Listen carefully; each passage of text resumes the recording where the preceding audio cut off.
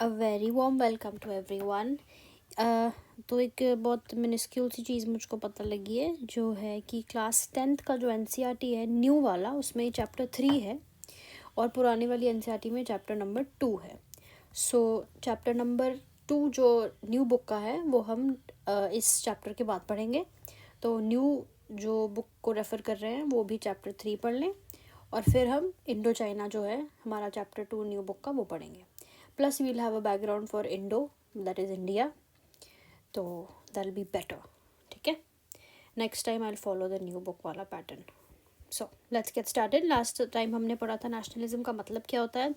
Then we studied the first world war, Khilafat हम पढ़ेंगे अभी, एंड नॉन कोऑपरेशन पढ़ेंगे। पहले मुझे बताइए फर्स्ट वर्ल्ड वॉर का ईयर कौन सा था। 1914 से 1918। 1919 में क्या हुआ था, लीग ऑफ नेशंस बना था। और फिर उसके बाद का हम स्टोरी यहाँ पर पढ़ रहे हैं। ठीक है, महात्मा गांधी कब आए थे इंडिया वापस, 1915 में। तो अभी जो टाइमलाइन बनेगी बनाइएगा आप साथ में अपने। 15 में गांधी साउथ अफ्रीका से इंडिया आते हैं। 1916 में इतना खास कुछ हुआ नहीं। 1917 में अगर सीधा चले जाएं तो चंपारण सत्याग्रह होगा इंडिगो का। 1918 में अहमदाबाद का सत्याग्रह। 1918 में फिर से खेड़ा में। 1919 में होगा रॉल अटैक सत्याग्रह। 1920 और 21 में होगा नॉन कोऑपरेशन। 22 में होगा चौरी चौरा, जिससे नॉन कोऑपरेशन विड्रॉ कर लेंगे। फिर जागे हम वापस, फिर तो 1928 भी है, 27 भी है, फिर पूर्ण स्वराज है 29 में, फिर 30 आ जाएगा सिविल डिसोबीडियंस मूवमेंट, फिर डांडी मार्च वगैरह वगैरह कंटिन्यू करेंगे। तो अभी आप इतनी याद करें अपनी नोटबुक में या कहीं पर भी इतनी टाइमलाइन लिख लें, ये वाली। ठीक है, तो हमने इन्फ्लुएंजा एपिडेमिक के बारे में पढ़ा था, क्रॉप फेलियर के बारे में पढ़ा था, वर्ल्ड वॉर 1 कितना ज़्यादा रूथलेस रहा इंडिया पे, हमने वो पढ़ा था। अब आप रिवीजन कराएं तो आप मुझे बताइए कि वर्ल्ड वॉर 1 में कौन कौन थे। एक था ऑटोमन एम्पायर, एक था ऑस्ट्रो हंगरी एम्पायर, एक था जर्मनी एंड बल्गेरिया। यहाँ पे आपका कौन कौन है, रशिया, फिर इटली, जापान, यूके, जहाँ ब्रिटेन होगा वहीं फ्रांस होगा, यूएसए एट्सेट्रा। ये सेंट्रल पावर्स थी क्योंकि ये सेंटर में पड़ती हैं। ये हमारी थी एलाइड पावर्स। इनका जाके नाम एक्सेस हो जाएगा और शफलिंग होगा, वो बाद में पढ़ेंगे। वर्ल्ड वॉर 1 में जीता कौन था आपका, एलाइज जीती थी। फिर वर्ल्ड वॉर 2 हुई थी, राइट।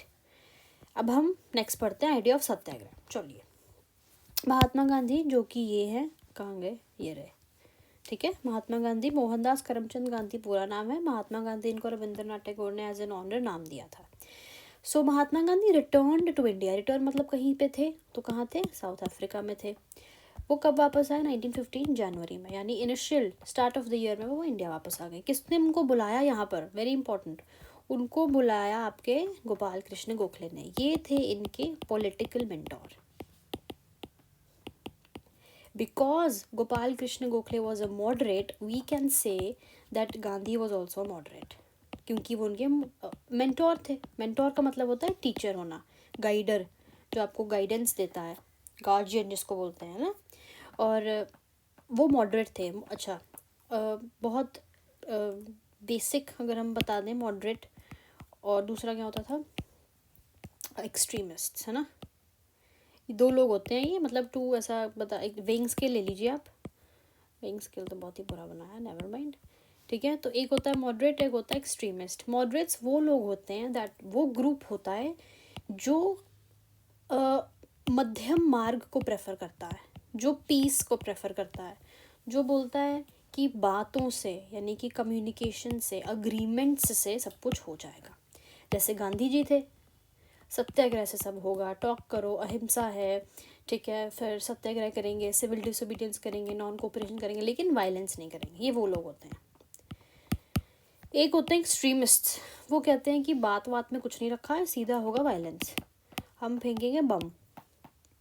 ये है एक्सट्रीमिस्ट ग्रुप। ठीक है, तो उनमें से क्योंकि एक मॉडरेट थे, यानी कि बहुत पीसफुल इंसान थे, तो गांधी जी ने भी वही अपना what you call as a रास्ता चुना। प्लस गांधी जी जो थे उनकी मदर भी क्योंकि जैन थी तो वो बहुत फास्ट रखती थी और वो बहुत अब स्टबन कह सकते हैं उनको, अपनी बात मनवा लेती थी वो अपने किसी फैमिली मेम्बर से। तो उधर से गांधी जी के पास ये आया कि मैं फास्ट रख लूँगा तो मेरी बात मान जाएगी या मैं स्टबन रहूँगा।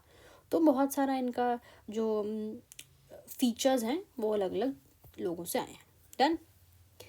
As you know he had come from South Africa where he had successfully fought the racist regime with a novel method of mass agitation which he called सत्याग्रह। तो साउथ अफ्रीका में हो रहा था रेसिज्म शब्द आया है race से। Race यानी कि अब मुझको लिटरल मीनिंग तो पता नहीं, neither I want to speak. Racism एक बैकग्राउंड होता है एक इंसान का, तो वहाँ से उसको जज किया जाता है कि इस रेस का है वो उस रेस का है, तो वहाँ पर लोग जो थे वो डिस्क्रिमिनेट करते थे। फॉर एग्जांपल इंडियंस को बहुत डिस्क्रिमिनेट किया जाता था अगेंस्ट साउथ अफ्रीकन्स। ठीक है, इंडियंस को क्यों किया जाता था? Because they belongs to India. ठीक है, उन्होंने वहाँ पर ये मेथड जो अपनाया है वो है मास एजिटेशन, यानी कि रिवोल्ट करने का। रिवोल्ट कैसा? पीसफुल, जिसमें नॉन वायलेंस हो, जिसमें पीस हो, ये वाला रिवोल्ट किया। उसको उन्होंने नाम दिया सत्याग्रह। सत्याग्रह का मतलब ट्रुथ, सत्य का मतलब ट्रुथ, ग्रह का मतलब होल्ड करना, उस पर ठहरना, उस पर रुकना, उस बात पर रहना, यानी कि एक्सक्यूज मी, सत्य अगर आपकी बात है तो उस पर अडिग रहो। ठीक है, ये देखिए the story. Gandhi South Africa में क्या? Mahatma Gandhi return to India from South Africa on January 9, 1915। He arrived in Bombay, जो कि मुंबई है। उन्होंने साउथ अफ्रीका में 21 साल बिताए थे। He was invited by Gopal Krishna Gokhale, who was his mentor. He brought his successful Satyagrah, non-violent resistance method to Indian freedom struggle. This date now is celebrated as प्रवासी भारतीय दिवस। ठीक है, 9 जनवरी को मनाते हैं क्योंकि वो उस तारीख को कहाँ से कहाँ आए थे? इंडिया से साउथ अफ्रीका आए थे। राइट। अब सत्य जो है वो संस्कृत शब्द है जिसका मतलब होता है सच, ट्रुथ। सत्याग्रह, आग्रह का मतलब होता है फर्म इंसिस्टेंस, होल्डिंग ऑन, अडिग रहना किसी बात पे। मतलब total meaning of Satyagraha is holding firm on to the truth. Gandhi rejected the term passive resistance because Satyagraha is okay. So एक शब्द होता है पैसिव रेजिस्टेंस। पैसिव का मतलब होता है स्लो, रेजिस्टेंस का मतलब होता है अगर आपको कटाक्ष करना या रेजिस्ट करना किसी चीज़ को, जैसे उसको प्रिवेंट करना या किसी चीज़ के खिलाफ पीसफुली आवाज़ उठानी। For example civil disobedience movement was resistance, किसी को अपने से दूर करना रेजिस्टेंस होता है। ठीक है, किसी का इफ़ेक्ट अपने आप पे ना आने देना, उसको बोलते हैं आपका ये। तो बहुत लोग गांधी जी के इस oh God what is this happening, Gandhi ji के इस जो ये मोटिव था उनका सत्याग्रह, उसको पैसिव रेजिस्टेंस बोलते थे। तो ही सेड कि no, this is not passive resistance, this is not, neither it is passive, that is neither it is slow and neither it is nor it is resistance. ठीक है, मैं सत्याग्रह करता हूँ क्योंकि मैं उस बात पे सच बोलता हूँ, मैं कुछ झूठ नहीं बोलता हूँ। ठीक है, क्योंकि वो वीक नहीं है, वो पैसिव नहीं है, और it is not based on hatred और violence. Now severe racial discrimination against Indians. तो बात हो रही थी कि क्यों वहाँ पर उन्होंने जो उन्होंने सत्याग्रह किया, क्यों किया वहाँ पर, है ना, ये बात हो रही थी कि ज़रूरत क्या पड़ी साउथ अफ्रीका पर सत्याग्रह करने की। तो वहाँ पर ना इंडियंस को डिस्क्रिमिनेट करते थे। Indians in South Africa were treated as second class citizens. उनको सिटीजन्स नहीं मांगते थे, उनको वोटिंग राइट्स नहीं मिलते थे, उनको आइडेंटिटी पासेस नहीं मिलते थे, उनको रेसिडेंशियल सेग्रीगेशन होता था, यानी कि जो एक घर में रह रहे हैं फिर भी अलग अलग। जैसे फॉर एग्जांपल ये घर है तो जो नीचे वाला फ्लोर है वहाँ पे साउथ अफ्रीकन रहते हैं, ऊपर इंडियन, तो दे वर सेग्रीगेटेड, सब कुछ अलग। They were not welcomed as they should have been. So public humiliation उनको मिलती थी, यानी कि पब्लिक में उनको इंसल्ट करते थे। फिर जो ट्रिगर था गांधी जी के रिवोल्ट का वो था आपका एशियाटिक रजिस्ट्रेशन 1906 एक्ट। अगर जो बच्चे 10th में हैं वो स्किप कर सकते हैं, but the others should not. So Asiatic registration act था 1906 में। उसमें मैंडेटरी हो गया finger printing of Indians and their registration. अगर कोई भी अगर कोई भी एडजस्ट या कोऑपरेट नहीं करता था, कंप्लायंस नहीं करता था, तो उसको फ़ाइन देना पड़ता था, इम्प्रिजनमेंट देनी पड़ती थी और डिपोर्टेशन करना पड़ता था। फिंगरप्रिंट इसलिए लेते थे ताकि वो अलग हो जाए, ताकि वो सेग्रीगेट पता लग जाए कि कौन इंडियन है, कौन साउथ अफ्रीकन है, इसीलिए किया जाता था फिंगरप्रिंट। तो ये it was a way of segregation जो हमारे गांधी को पसंद नहीं आया। फिर नॉन कंप्लायंस मेंट और फिर उनको फ़ाइन देने पड़ते थे, उनको जेल जाना पड़ता था और उनको डिपोर्ट, यानी कि जिस शहर से, जिस देश से आप आए हो, the country you came from, you have to go back, that is deporting, deport करा देते हैं। ठीक है, तो this law directly led Mahatma Gandhi to experiment with truth and non violence as resistance. तो वहाँ पर उन्होंने सत्याग्रह किया, प्लस वहाँ पर आर्म्ड नेशनलिस्ट ट्रेडिशन नहीं था, यानी कि इसका मतलब था कि साउथ अफ्रीका में इंडियंस माइनॉरिटी में थे, उनके पास कोई पॉलिटिकल, मिलिट्री या वोटिंग राइट नहीं था। तो अगर वायलेंट रेजिस्टेंस करते तो ऑब्वियसली वो फेल हो जाता, क्योंकि वहाँ की गवर्नमेंट प्लस माइनॉरिटी थी, तो कितना ही वायलेंस कर लेते हैं ना। तो गांधी जी ने पर्सनली जब ये देखा, इन्वेस्टिगेट किया, तो उनको पता लगा कि सबसे पहले तो हमको पीसफुल मेथड ही करना पड़ेगा। जब उनको ये पता लग गया, फिर क्या हुआ आपको पता होगा कि एक पीटरमरिट्सबर्ग की एक ट्रेन थी, तो वहाँ पर उनको वहाँ से निकाल दिया गया था। क्यों? Because he was Indian. तो उन्होंने वहाँ पे रेसिज्म फेस किया। उनको पता लगा कि law alone is not sufficient, मुझको मॉरल फोर्स की भी ज़रूरत पड़ेगी, राइट। तो ये स्टोरी थी, आगे बढ़ते हैं। The idea of Satyagraha emphasized the power of truth and need to search for truth। सही बात है, सच्चाई का पता लगाना और फिर उस पर अडिग रहना ही सत्याग्रह है। It suggested that if the cause was true, अगर आपका कारण सही है तो, और आपका स्ट्रगल इनजस्टिस के अगेंस्ट है, तो फिजिकल फोर्स की ज़रूरत नहीं है to fight the oppressor. It is suggested that if the cause was true, if the struggle was against injustice, then physical force was not necessary to fight the oppressor. Without seeking vengeance or being aggressive, Satyagraha could win the battle through non-violence। Vengeance होता है बदले की भावना, aggressive यानी कि गुस्सा। अगर आप किसी सच्चे कारण की वजह से लड़ रहे हैं जो जस्टिस प्रोवाइड करेगा, उसके लिए आपको कभी भी वायलेंट होने की ज़रूरत नहीं है। Words can win enough battles than weapons can. ठीक है, this could be done by appealing to the conscience of oppressor. जो आपका ऑप्रेसर है, यानी कि जो आप पर ज़बरदस्ती कर रहा है, जो आपको रूल करना चाहता है, जो आपके राइट्स नहीं प्रोवाइड कर रहा है, आप उनके कॉन्शियस से डिमांड कर सकते हैं। कॉन्शियस होता है हमारी अंदर की आत्मा, हमें बताती है ना कि सही है वो गलत है। तो गांधी कहते हैं कि हमको उसको हमें उस पर फोकस करना चाहिए। People, including the oppressors, had to be persuaded to see the truth instead of being forced to accept the truth through the violence। सही बात है, वो कहते हैं कि जिसको आपको परसुएड करना है, फ़ायदा ही क्या अगर वो ज़बरदस्ती परसुएड हो रहा है। मज़ा तो तब है ना कि वो एक्सेप्ट करे कि सही बात है यार, मेरा ओपोनेंट सही बात कर रहा है, तब मज़ा आता है। By the struggle truth was bound to ultimately triumph. वो कहते हैं कि अगर आप उनके कॉन्शियस पे फोकस करते हैं, ठीक है, अगर आप अडिग रहते हैं अपनी बात पे और उनको मनवा लेते हैं, उनको परसुएड कर लेते हैं, तभी आपका जो स्ट्रगल है वो पक्का जीतेगा। ट्रायम्फ मतलब सक्सेसफुल होना। Mahatma Gandhi believed in this धर्म of non violence could unite all Indians. धर्म का मतलब यहाँ पे क्या हुआ, एक ड्यूटी है उनकी। कहते हैं कि नॉन वायलेंस ही हमारी ड्यूटी है, we should not be violent, और हम उससे इंडियंस को यूनाइट कर लेंगे। जब वो इंडिया वापस आए 1915 में, तो उन्होंने 3 सक्सेसफुल सत्याग्रह ऑर्गेनाइज किए।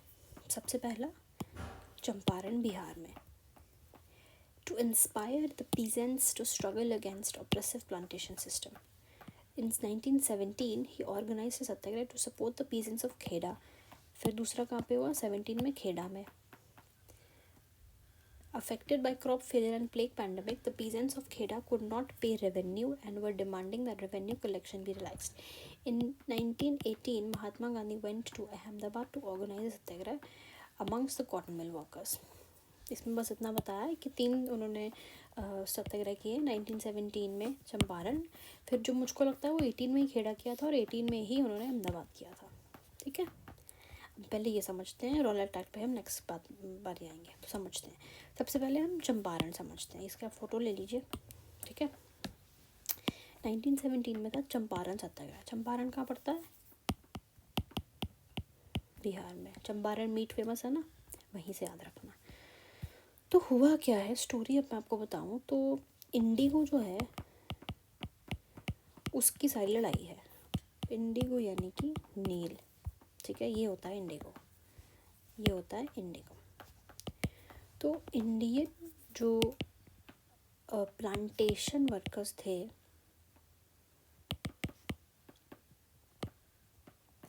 वो आपके ब्रिटिशर्स के लिए, रादर यूरोपियंस के लिए एक मैन्युफैक्चरिंग यूनिट था, यानी कि रॉ मटेरियल्स वो प्रोवाइड करते थे, ये हमारे ही होते थे, हम उनको मैन्युफैक्चर करके, ब्रिटिशर्स जो थे, ये ब्रिटिशर बंदा है, वो उसको बाकी यूरोपियन देशों में बट कंट्रीज़ में बेच देता था, यही होता था। अब टी ले लीजिए, आप कॉफ़ी ले लीजिए, शुगर केन ले लो, कुछ भी ले लो, ऐसा ही होता है। हमारे इंडिया में ग्रो होता है, ठीक है, और बाहर जाके ब्रिटिशर्स को बेच देते हैं अपना प्रॉफिट लेकर, ऐसा ही होता है। ऐसा ही इंडिगो के साथ हुआ क्या था, इंडस्ट्रियल रेवोल्यूशन का टाइम चल रहा है, ठीक है, 19th सेंचुरी की बात है, 19th सेंचुरी की बात है, और इंडस्ट्रियल रेवोल्यूशन अपने पीक पे। तो वर्कर्स थे, ठीक है, डेली वेजर्स थे, कैजुअल वर्कर्स थे, ये सारे थे हमारे वर्कर्स। अब इनकी यूनिफॉर्म चाहिए थी, पहली बारी कोई आपके काम कर रहा है, यूनिफॉर्म नहीं दोगे उसको।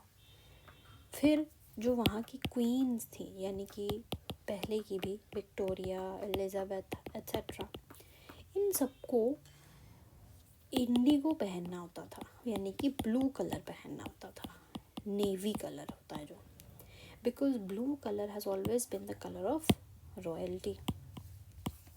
ठीक है, तो एक तो इनको ये देखिए ले, अब ये एलिजाबेथ है हमारी, उन्होंने ब्लू कलर का गाउन पहना है, फिर ऐसे उनके गाउन्स पड़े होते थे, ये आपकी क्वीन विक्टोरिया का गाउन है। ये देखो, मिलिट्री में भी ब्लू कलर की ज़रूरत पड़ती थी, यानी कि नेवी कलर की ज़रूरत पड़ती थी, मिलिट्री में, आर्मी में, नेवी में, वर्कर्स को, क्वींस को, लेबर को, सबको ज़रूरत पड़ती थी। ये देखो, मिलिट्री है, ब्लू कलर की कैप्स, ब्लू कलर के पजामे, तो ज़रूरत पड़ गई। ये आपका नेवी है, नेवी मतलब जो शिप पे काम करते हैं।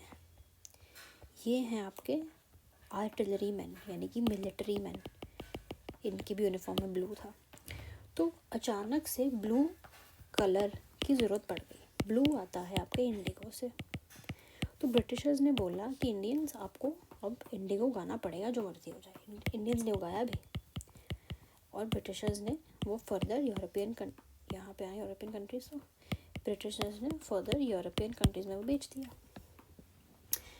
जब बहुत टाइम हो गया तो फार्मर्स को रियलाइज़ हुआ, इंडियन फार्मर्स को, कि हमारी soil after cultivation of Indigo बहुत पुअर हो जाती है, उसकी फर्टिलिटी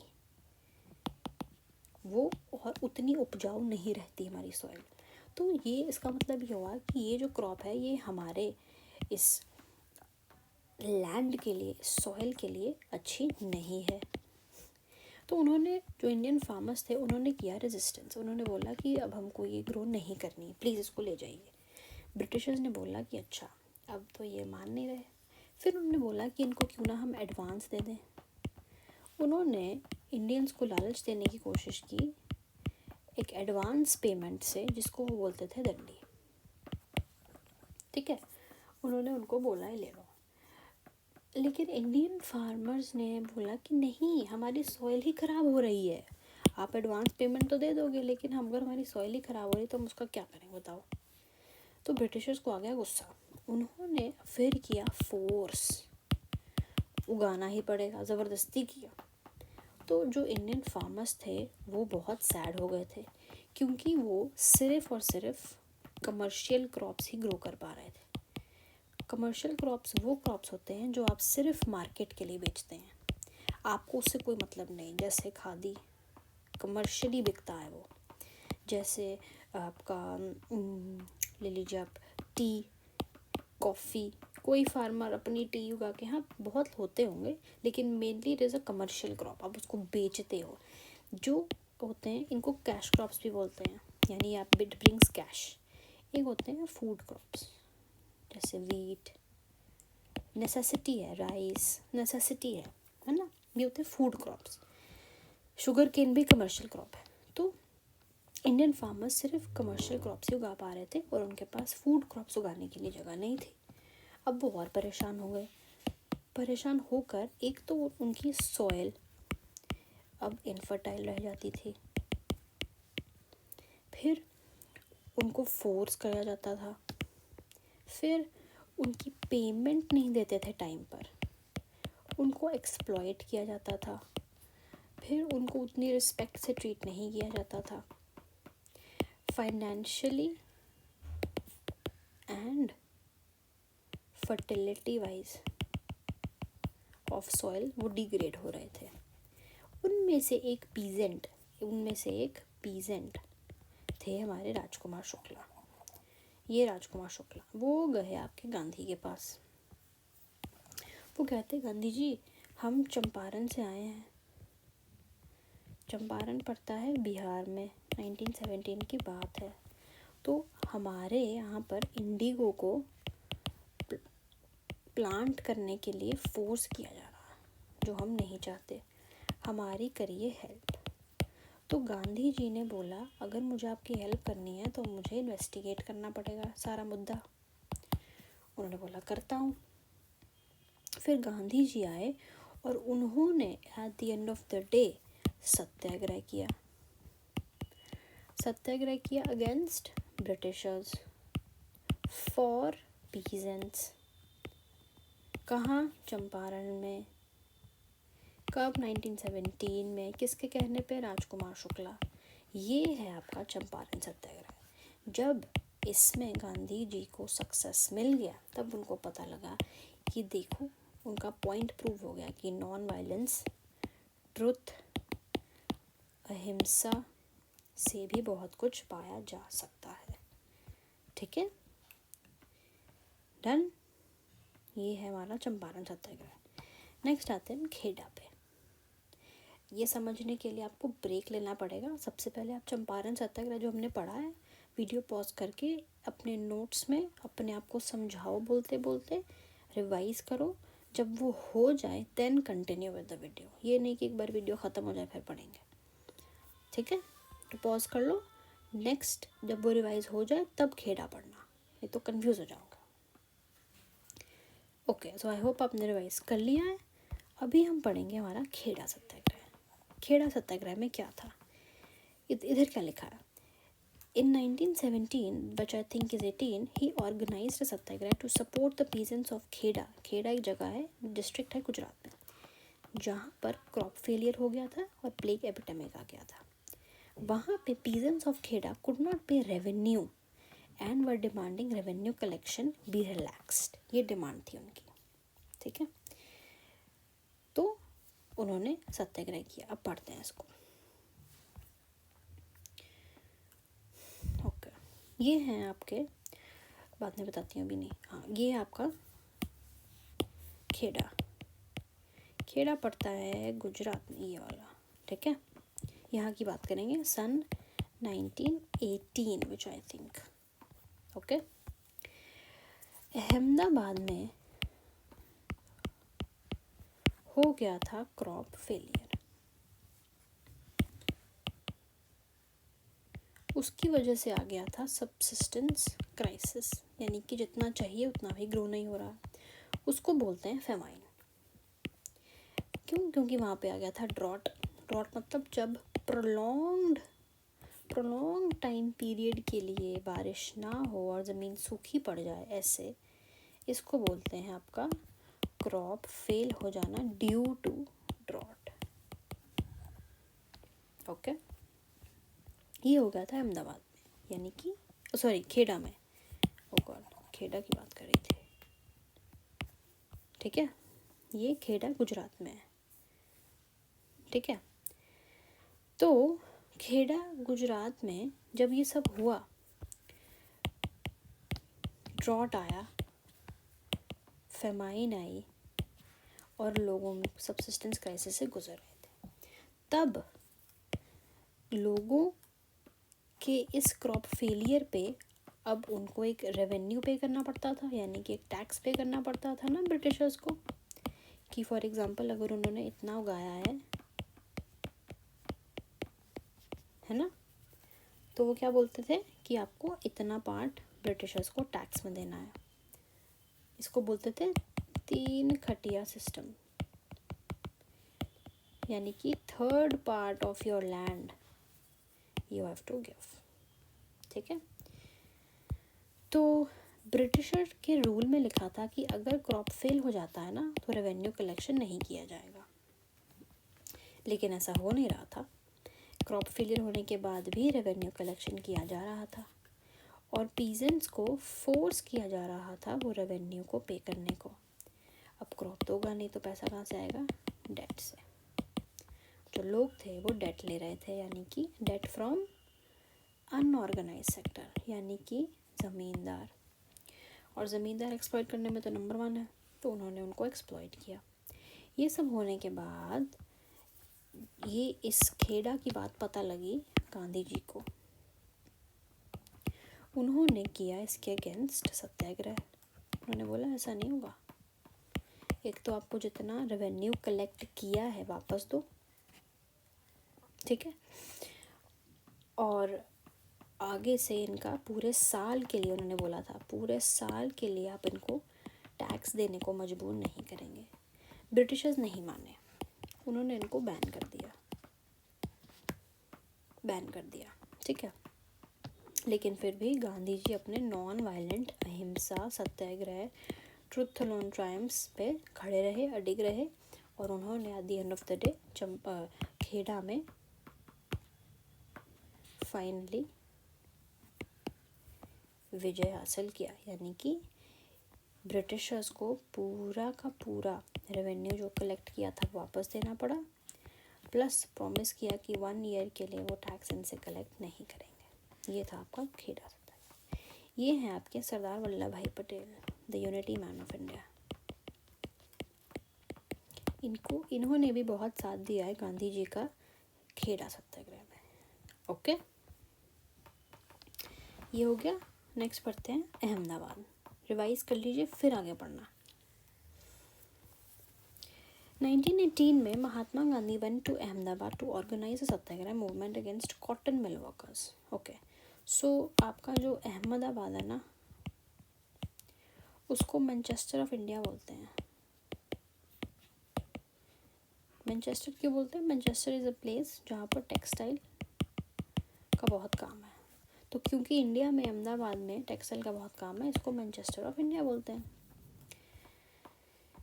तो हुआ क्या, अहमदाबाद में मिल स्ट्राइक हुआ।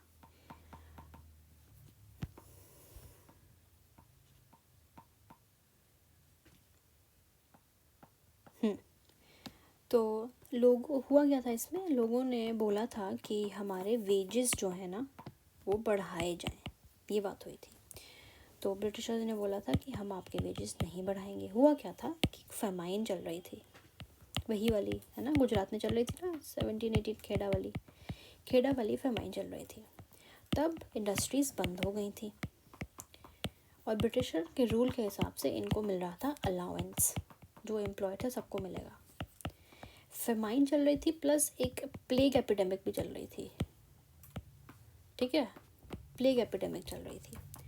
उस प्लेग एपिडेमिक की वजह से लोग काम पे नहीं आते थे, और जब लोग काम पर नहीं आते थे तो ब्रिटिशर रूल के तो उसको अलाउंस मिलता था, ठीक है, तो उनको अपनी वेजेस भी मिलती थी, प्लस उनको बोनस भी मिलता था।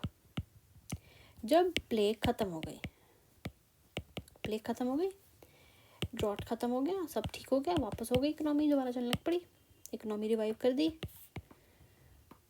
तो ब्रिटिशर्स ने अपने एम्प्लॉई का बोनस भी वापस ले लिया और वेजेस उतने ही रहने दिए। तो लोगों ने बोला, एम्प्लॉई ने बोला, एम्प्लॉयर्स ने बोला, सॉरी एम्प्लॉईज़ ने बोला कि देखो हमारे खर्चे उतने ही हैं तो हमको बोनस तो चाहिए ही चाहिए, प्लस हमारे वेजेस भी बढ़ाए जाएं। तो ब्रिटिशर्स ने बोला ऐसा नहीं चलेगा, बिल्कुल नहीं चलेगा, आपके वेजेस उतने ही रहेंगे। ये सब सुनने के बाद आप क्या है गांधी जी, वो कहते क्या गलत बोल रहे हैं, खर्चा तो उतना ही है बल्कि अब ज़्यादा है कि नहीं, आप आगे इन्फ्लेशन तो हमेशा बढ़ता है ना, तो कहते खर्चा तो बढ़ गया तो वेजेस बढ़ाने पड़ेंगे। तो इसकी उन्होंने स्ट्राइक किया and this was his first hunger strike, यानी पहली बार वो भूखे रहकर स्ट्राइक किया उन्होंने, जैसे पूना पैक्ट पे किया था अहमदाबाद में। यहाँ पे आपके ये भी एक बहुत पर्सनालिटी हैं, इनका नाम है अनासुया सराभाई। इन्होंने भी बहुत इम्पोर्टेंट रोल प्ले किया था, अनासुया सराभाई।